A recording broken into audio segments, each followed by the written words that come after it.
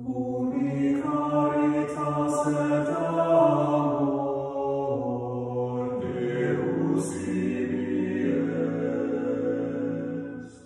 congregavis nos in unum Christi amor. Christi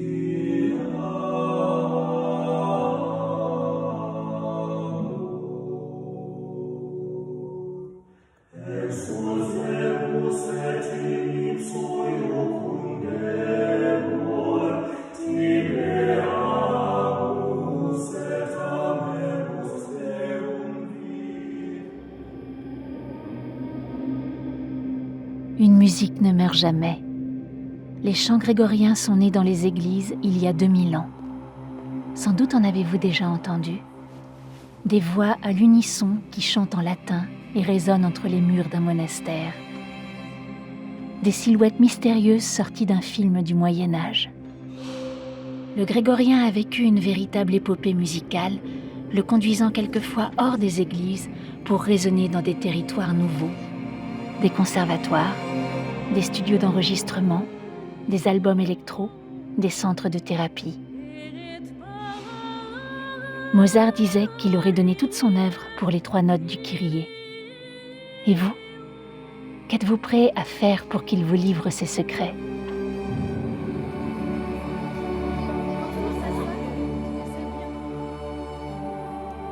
L'histoire du grégorien commence à Metz au début du IXe siècle. Pépin le Bref a été charmé par le chant vieux romain entendu lors de la venue du pape. Il ressent le pouvoir de ces voix chantées à l'unisson et décide de s'en inspirer pour créer un répertoire et l'enseigner dans des écoles de musique. La Schola Mitensis était née. Ainsi, cette musique sacrée va-t-elle permettre au roi de rayonner sur l'Europe, puis sur le monde ?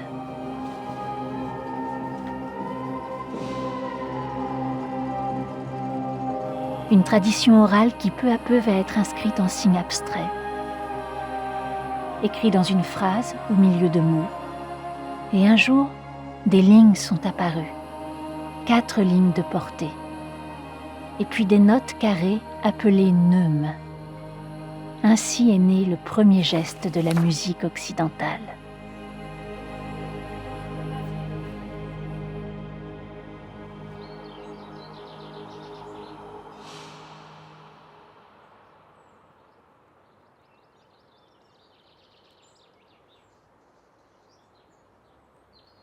La clôture est la porte qui sépare le monde monastique et le monde du dehors. Derrière ces murs, il y a des hommes qui consacrent leur vie à la prière, il y a des bibliothèques, des parchemins, des jardins.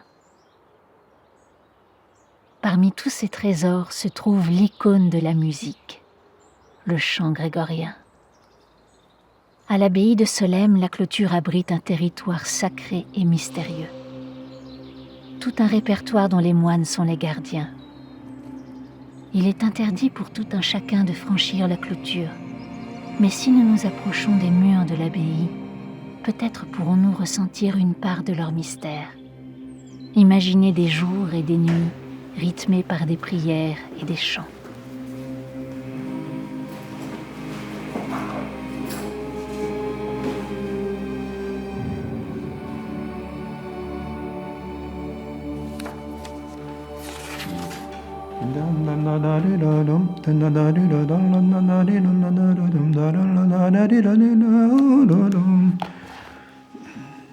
Le chant grégorien, donc, il date de l'an 800, ça fait 12 siècles. C'est un corpus, un ensemble complet de mélodies, donc pour toute la messe, pour toute l'année. C'est un corpus de 200-300 heures de musique. Et c'est un ensemble dont Olivier Messiaen, le grand compositeur français, disait c'est la plus grande richesse culturelle de l'Occident. Dans toutes les liturgies du monde, de toutes les cultures, dès qu'il y a une liturgie, il y a un chant. Alors c'est une expression corporelle, si on peut dire, c'est tout l'organisme qui doit être capable ou le cœur qui doit être capable d'impulser l'énergie nécessaire pour pouvoir aller jusqu'au bout de la mélodie.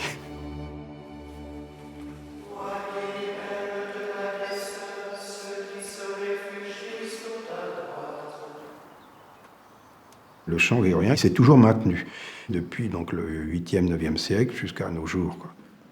Quand Don Guéranger a appris la vie monastique bénédictine à Solesmes en 1833, eh bien, il s'est trouvé avec un manque de livres pour simplement chanter en grégorien son office et puis sa messe. Il a nommé des moines comme ouvriers pour travailler le chant grégorien et essayer de restaurer les mélodies grégoriennes pour qu'elles soient dans leur pureté primitive. Solesmes s'est mis au travail. On a produit un certain nombre de planches de ce type-là. Il y avait toute une équipe de moines copistes qui copiaient les manuscrits et qui les mettaient en tableau comme il y a ici.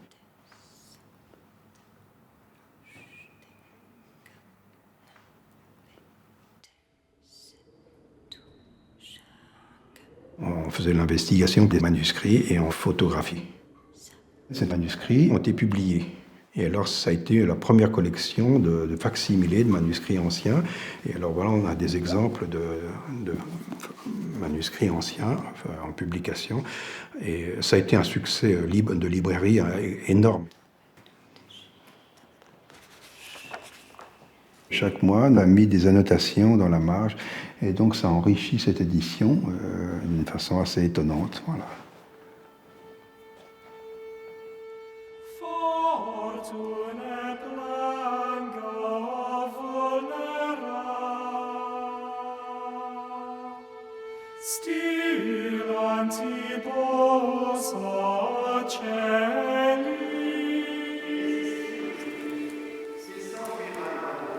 Pendant longtemps, le Solesmes était le seul éditeur de disques de chant grégorien. Et donc, quand on voulait un disque de chant grégorien, c'était un disque de Solesmes. Le chant grégorien a été chanté en Cameroun ou au Vietnam, et on avait des livres qui venaient de Solesmes avec marqué Solesmes dessus. Donc tout le monde connaissait Solesmes, même si on ne savait pas où ça se trouvait. Et alors, le Solesmes est connu, ou a été connu à cause de ça dans le monde entier, quoi. Il y a des Japonais qui viennent en groupe, avec des chorales japonaises, et puis des États-Unis ou de Séville, un peu partout, quoi. À l'origine de la musique, alors que le solfège n'existait pas encore, le grégorien posait les premières pierres de tout un monde de mélodies à venir. Marie-Reine de Moulières a consacré sa vie au chant grégorien en créant la Schola Mettensis et en enseignant ce chant au conservatoire de Metz. Elle est le symbole d'un renouveau et d'une transmission vers ceux qui veulent apprendre à chanter le grégorien et à en ressentir le pouvoir et la grâce. D'études en concert, Marie-Reine enchante le monde de sa voix cristalline et fait du latin une langue plus que vivante. Terribilis est locus iste, hic domus Dei est. Alors, y a-t-il des mots qui vous ont accroché l'oreille ? Le premier, Terribilis. Terribilis, absolument.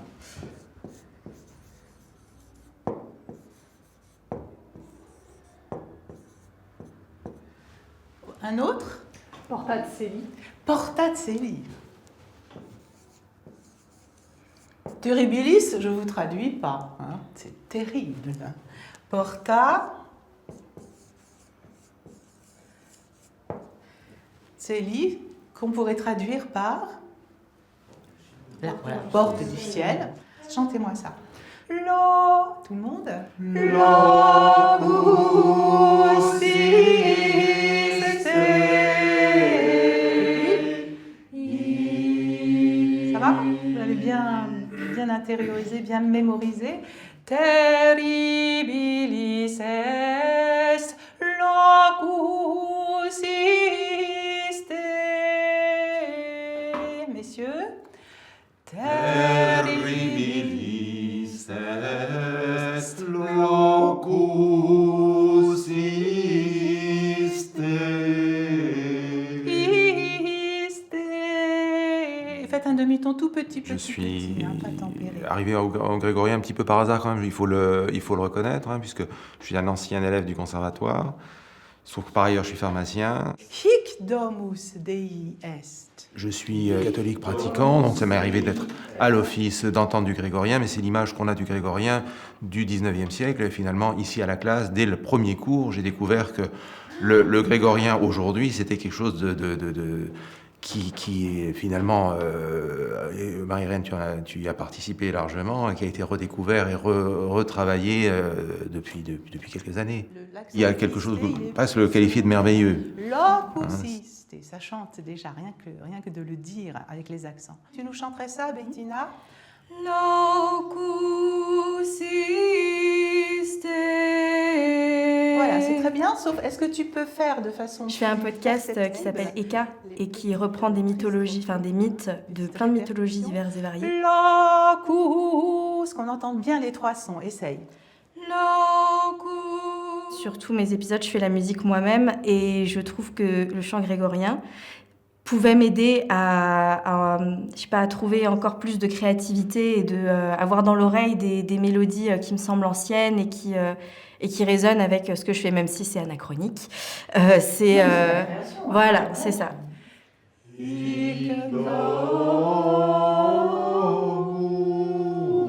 Voilà, alors c'est le passage, quand on passe d'une syllabe à l'autre qui n'est pas encore très clair. Écoutez-le bien. Hic domus. Quand je viens en cours, je suis très perdue. C'est un système une façon de faire complètement différente de tout ce que j'ai pu étudier comme musique avant. Je perds beaucoup de repères. Dégagez aussi tout ce qui est sternum, ouvrez. Ouvrez.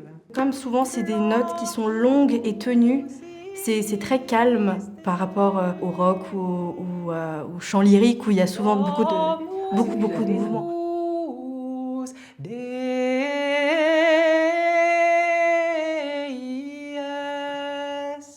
Je fais signe pour le i.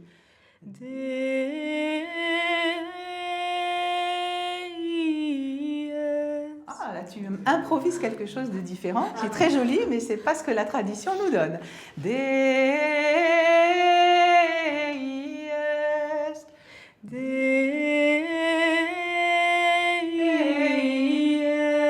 Je le ressens un peu comme une invitation au voyage. Je trouve que ça nous mène vers quelque chose de très poétique, très sensoriel et même peut-être intime. C'est aussi ma professeure de flûte à bec qui m'a beaucoup encouragée à intégrer cette classe et elle m'avait dit que j'avais vraiment une voix qui était faite pour ce genre de musique. Ah oui, nous tous ici, nous confirmons. Merci.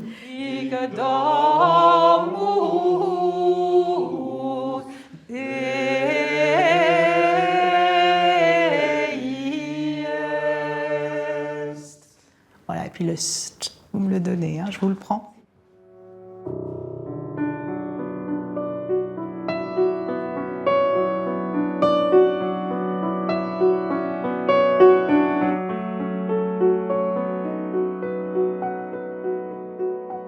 Les compositeurs d'hier ont été influencés par le grégorien. Comment les musiciens contemporains sont-ils traversés par ce chant né au Moyen-Âge ? Lorsqu'il compose, le chanteur Florent Marchais puise dans le répertoire classique, mais aussi dans la musique ancienne et traditionnelle.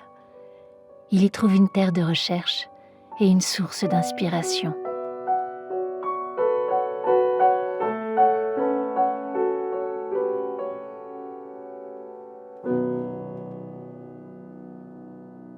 Cette musique, elle est ni pour apaiser, ni pour exciter, elle est ni bonheur, ni malheur. Il y a vraiment un truc qui est au centre. Dans les chants grégoriens et dans les gammes qu'on a le droit d'utiliser, il n'y a pas du tout de place pour la mélancolie, que j'aime beaucoup. Il fallait mettre des règles. La gamme mineure harmonique, c'est légèrement arabisant. Alors ça fait très très longtemps qu'elle existe.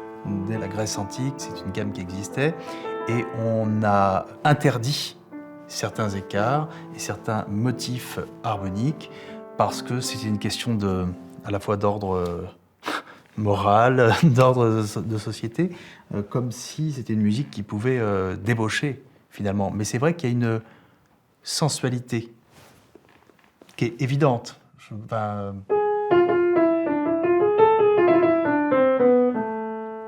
Et et... Ah, c'est plus... Là, tout d'un coup, plus trop de sensualité. Hein.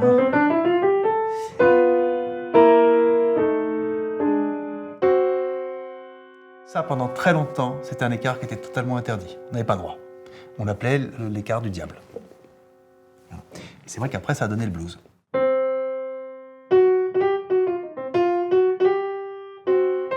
Voilà. Dans les chants grégoriens, on est assez démunis pour donner un caractère émotionnel à cette musique. Moi, je ne saurais pas. Le fait que ce soit chanté à l'unisson.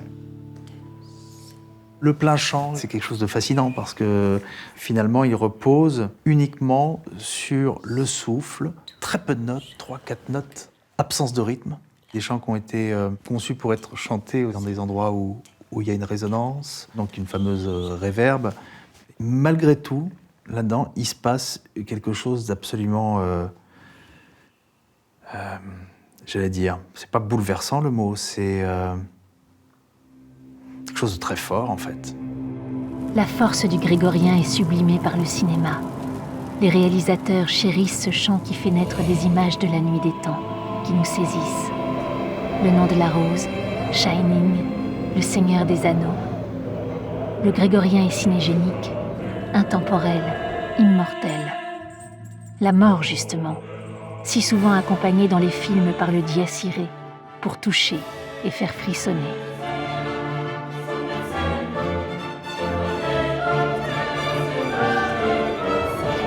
Les jeux vidéo, eux aussi, s'emparent du chant grégorien pour conduire les joueurs dans les dédales d'univers infiniment puissants. Les émotions sont à vif. On entre dans un jeu qui nous conduit dans un passé ou un futur héroïque. L'écho des chants grégoriens parvient jusqu'aux réseaux sociaux.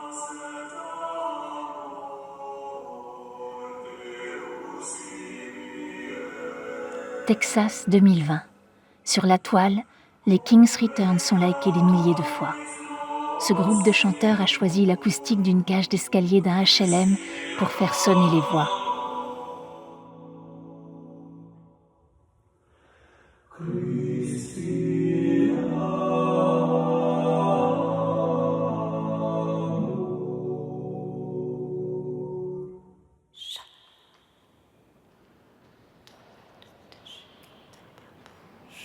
Je dirais que le grégorien amène une certaine sérénité lors du chant.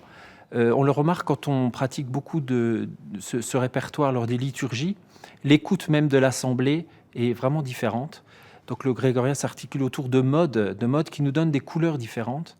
Angelicos testes. Faites le geste avec moi. Angelicos testes. C'est un avant et un revient. Et Angelicos testes. En chantant. Angelicos testes, surrexit Christus spes me.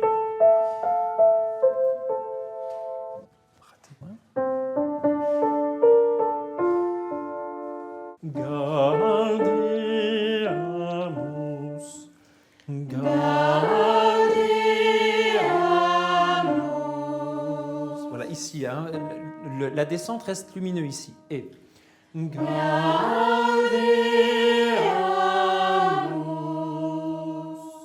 Deuxième groupe. Agnus redemptor ves. Agnus redemptor ves. Mors et vita duello. Mors et vita duello. Très bien ça. Dans le grave. Angelicos testes. Angelicos testes. Sans écraser la dernière encore. Et Angelicos testes. Tout le monde reprend. Tu nobis victor rex. Tu nobis victor rex. Miserere. Amen. Amen. Alléluia. Alléluia. Les élèves de la maîtrise de Metz répètent des chants à partir de manuscrits très anciens, dont les originaux sont préservés à la médiathèque.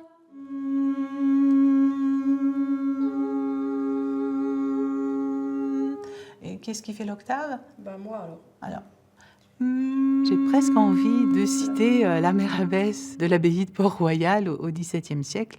Elle disait qu'il ne fallait pas une belle voix, mais qu'il fallait une bonne voix. Alors, qu'est-ce que c'est qu'une bonne voix pour chanter ce répertoire? Dans les textes anciens, la vox congruens sancte religionis. Mais c'est une voix sonore, canora. Ça sonne bien ici. Agnus Dei. Elle doit être liquida, quelque chose qui coule. Elle doit être suavis, qui est à la fois de la douceur, mais aussi quelque chose qui se laisse goûter, que l'oreille goûte, avec aussi... Dans suavis, moi j'y vois une forme de sapientia, de sagesse aussi.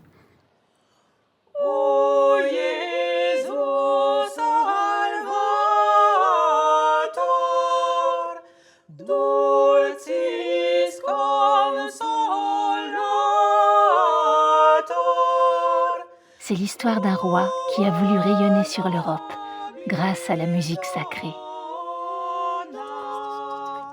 En 754, Pépin le Bref fait venir le pape Étienne II en Gaule. Le pape Étienne II est menacé par les Lombards et Pépin le Bref a besoin d'une légitimation de son pouvoir. On n'oublie pas qu'il a fait déposer le dernier roi mérovingien et il l'a enfermé dans un couvent et il a pris le pouvoir. Donc, le pape Étienne II arrive en Gaule et il donne l'onction royale à Pépin le Bref et à ses deux fils, dont le futur Charlemagne. Le roi Pépin le Bref entend tous ces chants, tous ces chantres romains. Il est tout à fait séduit par l'appareil liturgique du pape. Et donc naît l'idée d'unifier liturgiquement ce royaume, l'unifier politiquement, mais aussi liturgiquement. Il faut savoir que, suivant les régions, les répertoires liturgiques étaient différents. En Aquitaine, on ne chantait pas comme à Metz. En Espagne, on ne chantait pas comme en Suisse ou en Italie. Et Crodgang, évêque de Metz, crée la Schola Cantorum.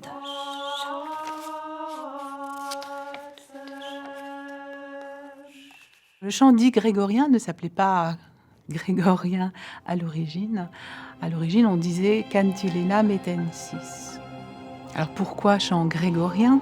Saint Grégoire n'a peut-être pas été le père de ce chant, mais il en est en tout cas le parrain, parce qu'on avait besoin d'une autorité spirituelle pour asseoir ce répertoire nouveau. Voir pour de vrai tous ces vieux parchemins, c'est quand même un frisson rare.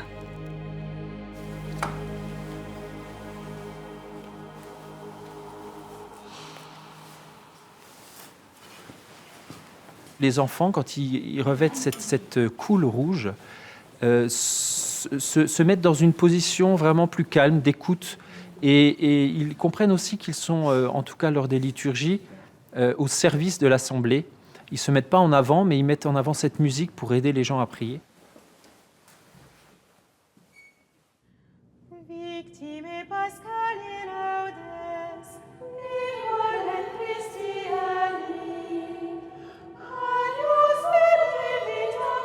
La liturgie, c'est aussi un art de célébrer, et cet art inclut des processions, des mouvements.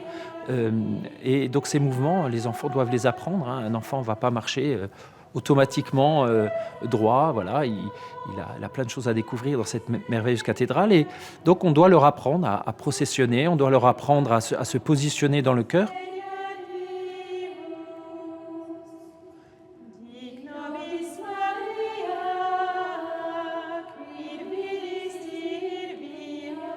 Il y en a quelques-uns que je trouve, qui pourraient me faire penser par exemple à une image du paradis ou un truc comme ça. Enfin, ça dépend évidemment de chaque chanson.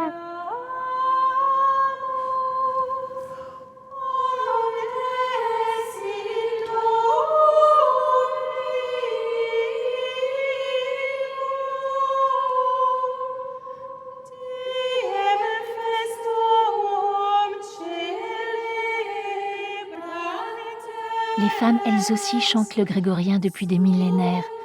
Seulement leur voix s'élevait dans des cloîtres, loin du monde.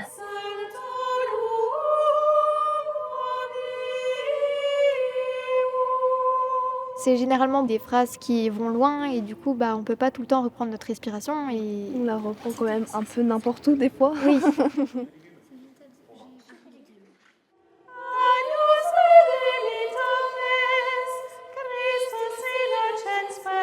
Même si c'est en latin, le latin c'est facile à prononcer parce que par exemple les U ça fait OU. Pour le rythme, c'est un peu compliqué parce que soit on fait les paroles, soit c'est avec les paroles, soit c'est les notes qui sont plutôt rapprochées. Il y a aussi des notes, par exemple, il y a 2 notes, une en dessous de l'autre. Quand tu as 2 notes, il faut que tu fasses celle d'en dessous, puis celle d'au-dessus.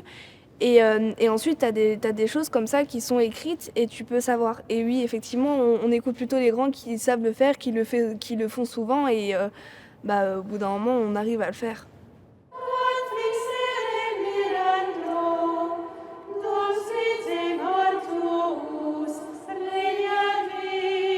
La première chose que les gens disent vis-à-vis du chant grégorien, c'est de la musique ancienne.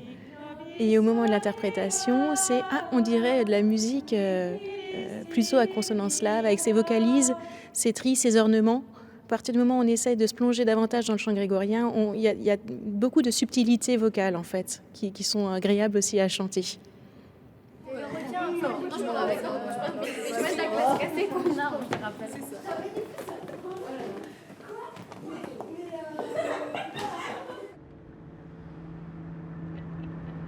Les chants grégoriens rythment la vie monastique. Chaque heure a son chant. C'est la liturgie des heures. Les vigiles, entre minuit et le lever du jour. Les laudes, à l'aube. Prime, après le lever du soleil. Sexte, vers midi. Les vêpres, en fin de journée. Les complis, le soir après le coucher du soleil.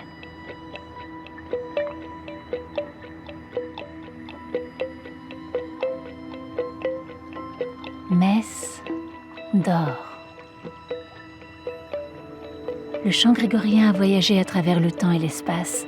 Il rayonne dans le monde entier, le continent américain, l'Asie, l'Afrique, la lointaine Sibérie. Paris, métropole royale, il fait jour. Olga Rudakova dirige le chœur grégorien féminin de Paris. Dans une salle de répétition, cette chef venue de Russie répète avec ses chantres. Oui, mais au contraire, il faut cette barbe. C'est barbe, mais c'est barbe marron.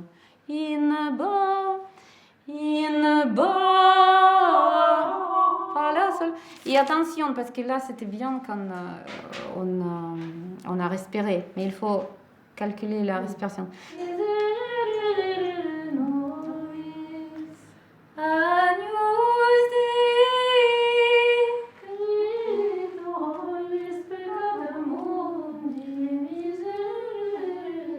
La première fois que j'ai entendu le chant grégorien dans ma vie, je l'ai entendu sur les disques des Soleils, étant encore en Sibérie, pendant mes études en Novosibirsk.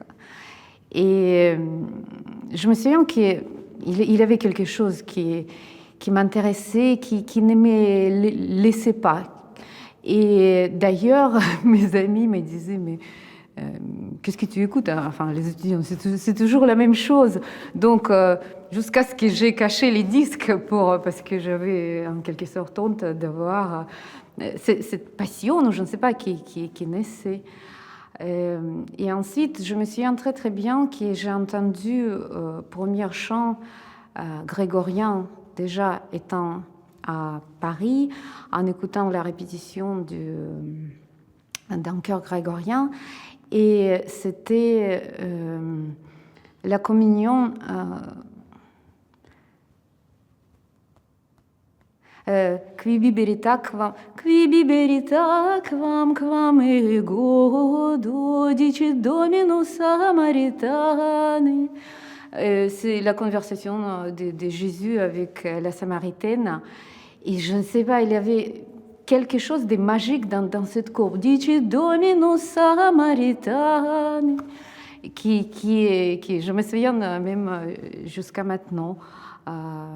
Voilà, c'est si on peut dire la première fois.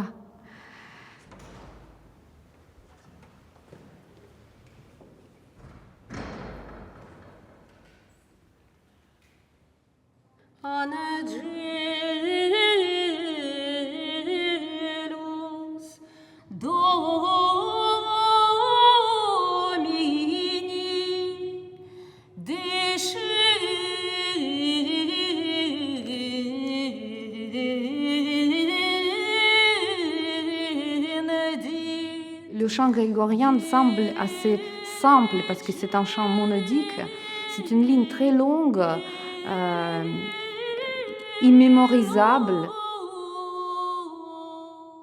Quand on regarde les livres de notation, moi j'étais impressionnée que le chantre, il a telle précision, son ductus de la plume court, avec telle précision qu'il semble que quelqu'un chante dans son oreille.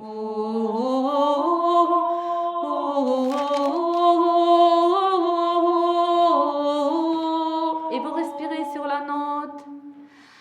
C'est un petit peu très plastique, assez léger, donc ça remonte. Donc, les chanteurs, quand ils chantent ensemble, ils doivent être extrêmement précises dans la ligne. Et ça se sent presque, je ne sais pas, dans la peau, si on peut dire. Et la dernière? Agnus Dei. Et le deuxième? Agnus Dei. Et le troisième? Agnus Dei. Agnus Dei. Agnus Dei. Agnus Dei. Bien. Donc, deuxième mesure, entre parenthèses. Et ne baissez pas. Moi, j'aurais espéré d'être ces pilotes d'avion à qui vous faites confiance.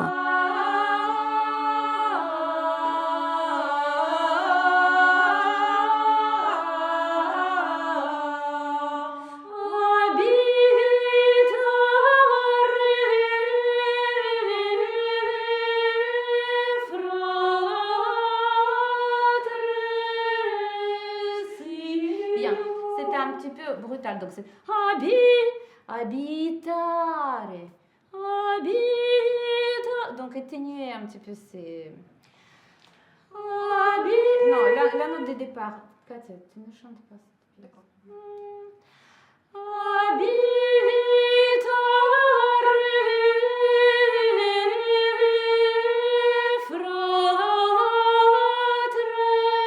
Je ne sais pas comment mes choristes me prennent dans ces chemins. J'espère, mais je suis contente de toute façon de compter sur leurs épaules.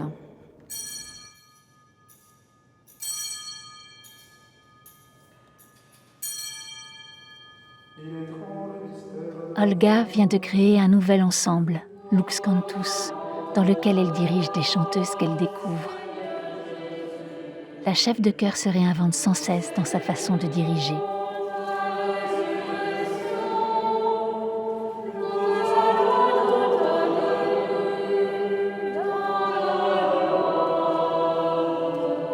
C'est pourquoi nous aussi, tes serviteurs et ton peuple saint avec nous, faisons mémoire de la passion bienheureuse de ton Fils Jésus-Christ notre Seigneur. Credo in unum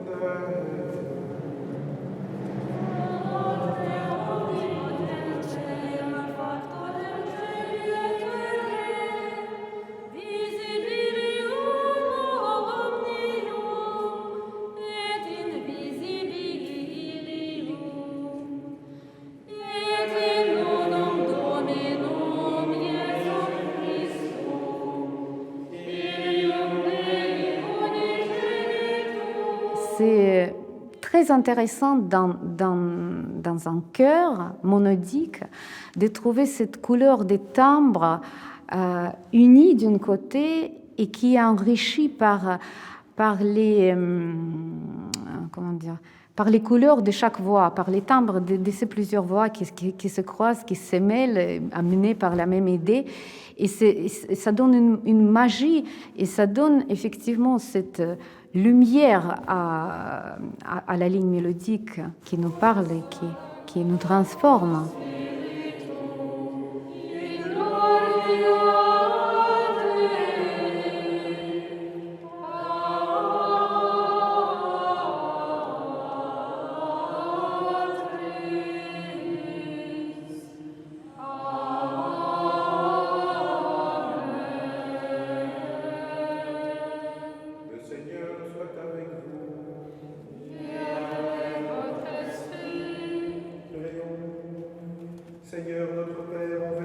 Une note n'existe pas. D'ailleurs, qu'est-ce que c'est une note? C'est un signe. Il n'y avait pas d'enregistreur, il n'y avait pas de magnétophone, mais ils essayaient de transformer en graphisme ces chants. La notation avait peut-être autre sens, pas seulement de fixer, je ne sais pas, analyser, éternaliser, c'est ça, donc, ces chants. Mais ça, c'est le thème d'un discours énorme.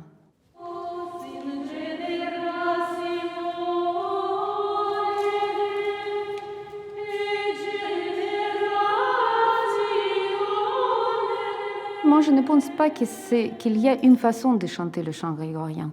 De toute façon, le chant grégorien, il a traversé toute histoire, donc millénaire de notre société, de notre culture.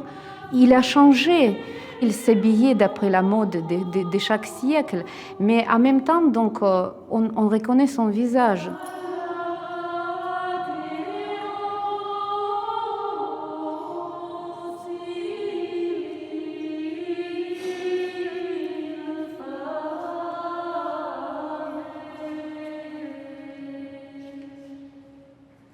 Au nom du Père et du Fils et du Saint-Esprit, la grâce de Jésus notre Seigneur, l'amour de Dieu le Père et la communion de l'Esprit Saint soient toujours avec vous. Préparons-nous à célébrer l'Eucharistie en reconnaissance. Le pouvoir et les vertus du chant grégorien ont été décelés par le professeur Alfred Tomatis, célèbre ORL qui l'a inclus dans sa rééducation vocale. Car certaines musiques peuvent soigner. 6000 Hz, c'est la fréquence du chant grégorien.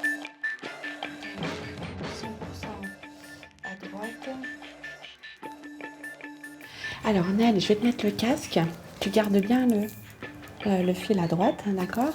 Et tu vas entendre pendant une demi-heure du Mozart. Et ensuite, on va faire une demi-heure de chant grégorien, d'accord? Et donc, tu t'étonnes pas, la musique, elle bascule. Donc, ça veut dire que ça passe soudainement du grave aux aigus. Des fois, tu as l'impression que ça coupe un peu. C'est normal, d'accord? Et comme d'habitude, ben, tu dessines tout ce qui est créatif, tu peux, d'accord? Et tu me dis si le son, c'est OK pour toi.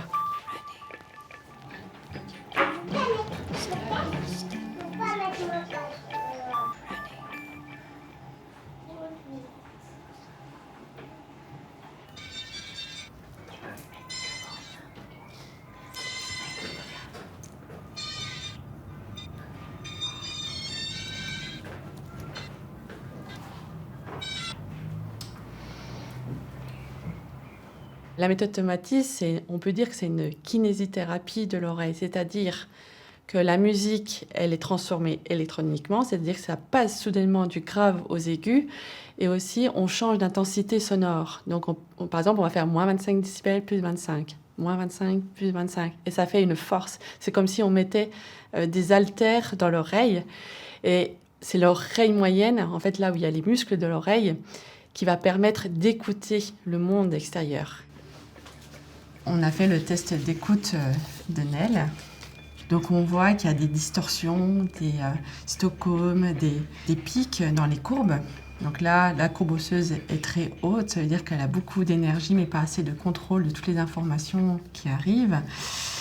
Et là, on voit que quand même, elle a une courbe osseuse en dessous dans les fréquences du langage. Et ça, c'est typique de la timidité. On a fait un deuxième test d'écoute après quelques heures de thérapie. Et on voit bien le changement. Il y a beaucoup plus d'harmonie entre les deux courbes. Et c'est à partir de là qu'on a vu déjà des changements chez Nel. C'est trop fort. Au niveau du casque, il y a une petite pièce qui est posée sur le crâne, le sommet du crâne, qui permet de stimuler la conduction osseuse. On entend le son aussi à travers les os. Et puis effectivement, donc le casque au niveau des pavillons auditifs, qui permet de transmettre la fréquence aussi, la musique. C'est normal les fluctuations? Oui. Ce qui fonctionne dans cette technique, c'est la capacité donc, de modifier la plasticité cérébrale, permettre des connexions synaptiques dans certaines zones du cerveau en fonction en fait, des besoins ou de la pathologie avancée. Et on sent des effets immédiats au niveau de la détente, au niveau, je dirais même au bout d'une heure ou deux d'écoute, j'ai senti qu'il se passait quelque chose au niveau cérébral.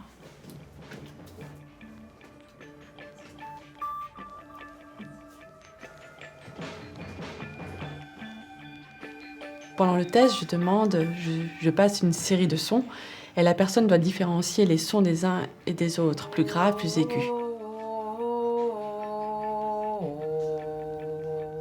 C'est une perception qui est très fine et très difficile. On considère qu'à 8 ans et demi, cette perception doit être ouverte. Et si elle n'est pas ouverte, c'est comme un rideau émotionnel. La personne, il n'y a pas d'harmonie en fait entre son monde à elle et le monde extérieur.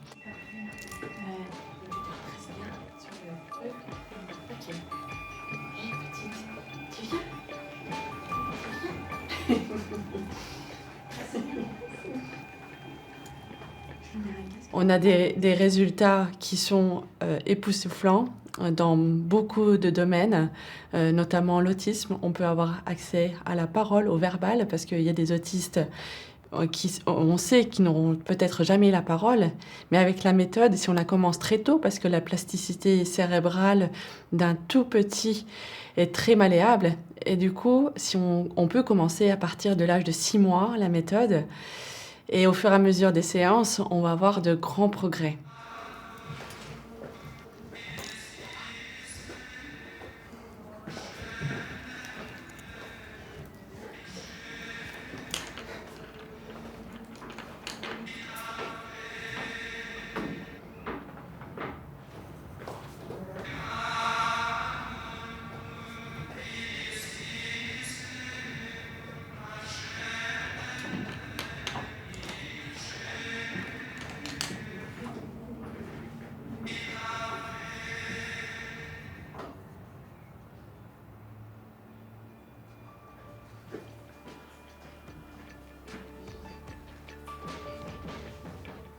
Le deuxième jour,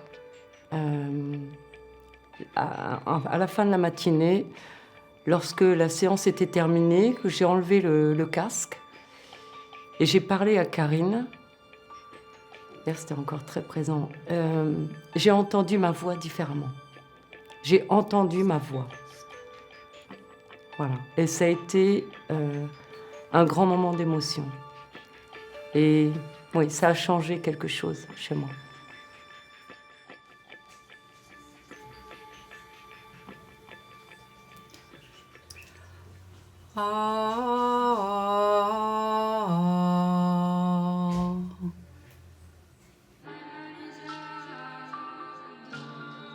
Dans un studio d'enregistrement près d'Angers, le latin se mixe aux musiques actuelles. Camille Després, artiste de la scène électro, pose sa voix unique sur un morceau inspiré du chant grégorien. Il faut le cardio du piano. 15 minutes.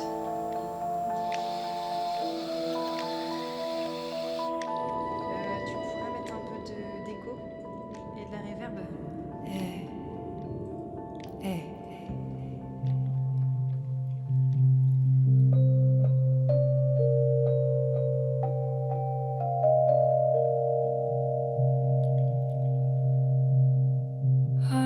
Stai quitoris peccata mundi, parce nobis Domine. Regarde, en fait, il y a une astuce, c'est quand tu as une piste de délai, Ouais. tu renvoies la piste de délai dans la reverb d'église. Ah, d'accord, ça ok. va faire un... Ça va être beau.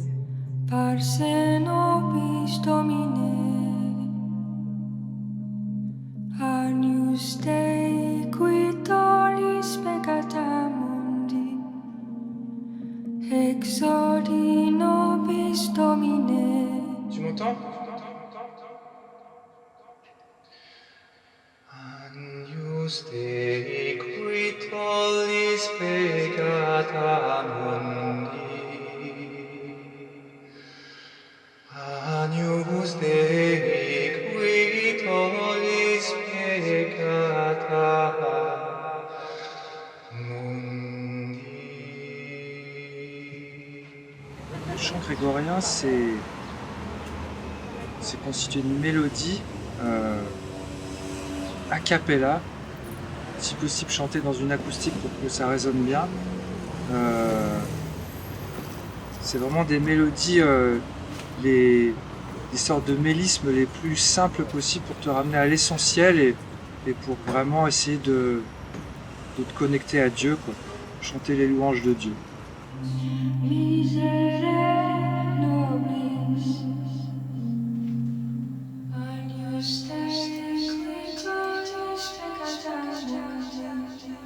Peut-être il y a...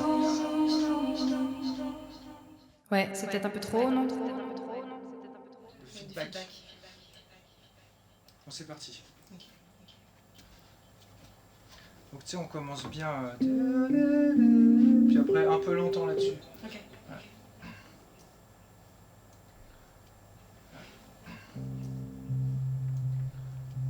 Le chant grégorien nous ramène toujours à sa source originelle. Sinon, comment expliquer que Camille Després y puise régulièrement son inspiration en chantant dans les églises? C'est là que depuis des siècles résonne un chant qui rythme la vie des croyants et abolit la barrière du temps et de l'espace en portant des voix singulières à l'unisson. Agnus Dei qui tollis peccata mundi. Wasn't there like the other one? He makes me laugh. I wasn't there, that is on my mind. I don't know why. He wasn't there like the other one. I don't know why.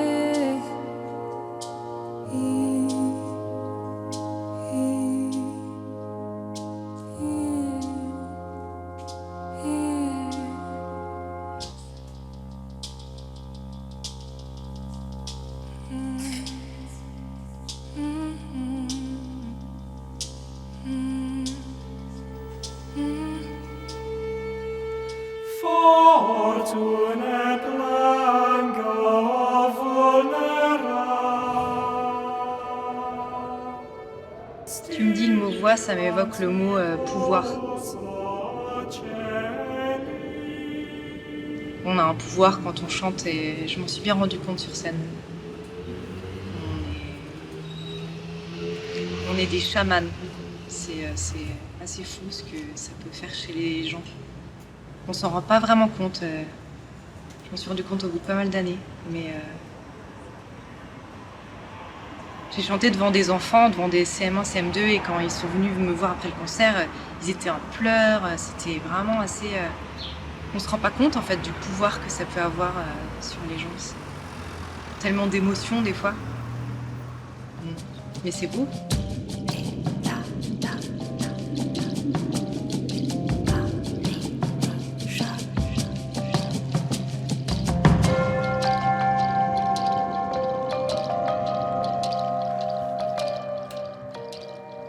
Si on veut vraiment faire un voyage à travers le temps qui soit extrêmement réaliste, c'est grâce au son, plus qu'avec les écrits.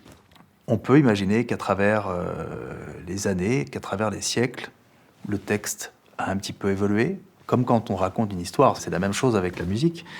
Même les chanteurs voilà, qui ont composé leur propre mélodie, en l'espace de 30 ans, quand ils rechantent par exemple un vieux tube, ils vont pas le chanter exactement pareil, ils vont modifier 2-3 notes parce qu'on s'en lasse aussi, qu'on a besoin de nouveautés.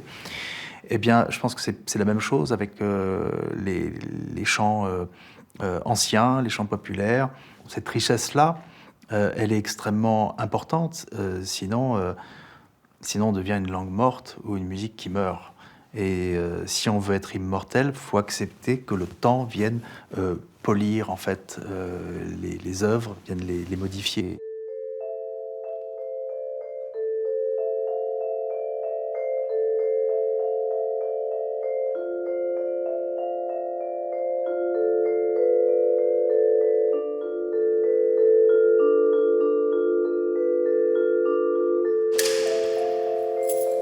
Les grands violonistes qui jouent le concerto de Mendelssohn, ils le jouent 200 fois, mais la 200e fois, c'est ceux qui jouent de nouveau. Et donc, dans 5000 ans, quand on chantera le grégorien, je ne sais pas où, on continuera, ça sera toujours nouveau. Hein. Il s'agit d'une prière, et la prière est toujours renouvelée. Il s'agit d'un art, et l'art est toujours renouvelé.